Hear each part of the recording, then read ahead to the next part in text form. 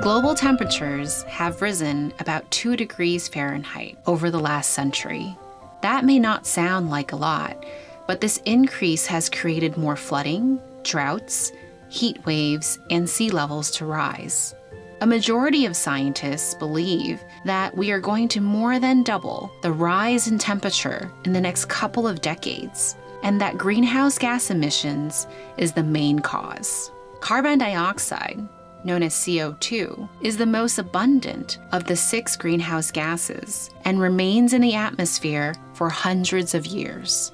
Methane traps more heat than CO2, but there is less of it, and it remains in the atmosphere for far less time.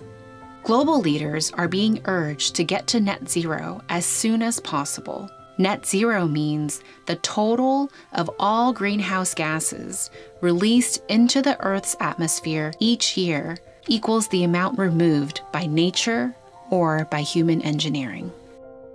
From cities to small rural towns, America requires energy to have a productive economy and society. Today, the United States gets its energy from 3 main sources: fossil fuels, nuclear, and renewable energy, such as wind, solar, biomass, geothermal, and hydroelectric. Electricity is a secondary source of energy that is produced from these primary sources. In 2019, the US got 79% of its energy from fossil fuels, 11% from renewables, and 10% from nuclear. Each of these energy sources has advantages and disadvantages. Fossil fuels, coal, oil, and natural gas, don't just power our vehicles and heat our homes. They are also used as raw material to produce plastics, pharmaceuticals, chemicals, and other products that are everywhere. Some argue that it's time for America to eliminate its greenhouse gas emissions from coal burning, which produces more greenhouse gas emissions per unit of energy than any other energy source.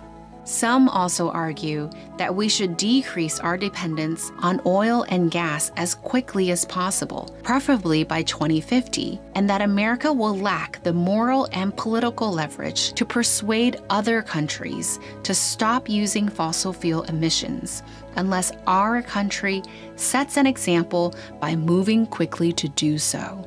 Others suggest that we must pace our transition to non-fossil fuel energy sources in a way that doesn't result in disadvantages and job losses or create social and economic inequalities for Americans. And still, others question whether there is sufficient evidence to support significant change of any kind. Some are proposing that America dramatically increase its usage of fossil fuel alternatives like solar and wind.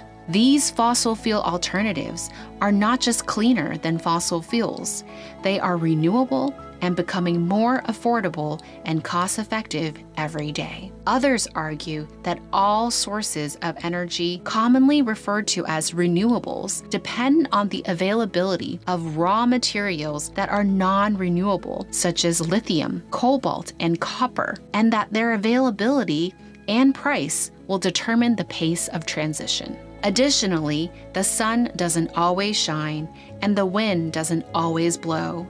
We currently don't have the ability to affordably store the energy they produce at the scale required. Plus, both require the use of lots of land, competing with land needed for food production and wildlife habitat. Nuclear energy is a fossil fuel alternative that is produced from the fusion of uranium-235, which releases heat. Some say there is a major problem with this alternative because it is expensive and creates waste that is radioactive for thousands of years. Disposal of this is challenging and often involves underground burial. Nuclear plants also pose the problem for catastrophic meltdowns and accidents. Supporters argue that new technologies and modular construction of reactors have significantly reduced risk and cost. Proposals are also being made to tackle the emission of methane gas. 46% of which comes from the production of fossil fuel products and nearly equivalent amount from agriculture, which includes emissions from the digestion system of cows.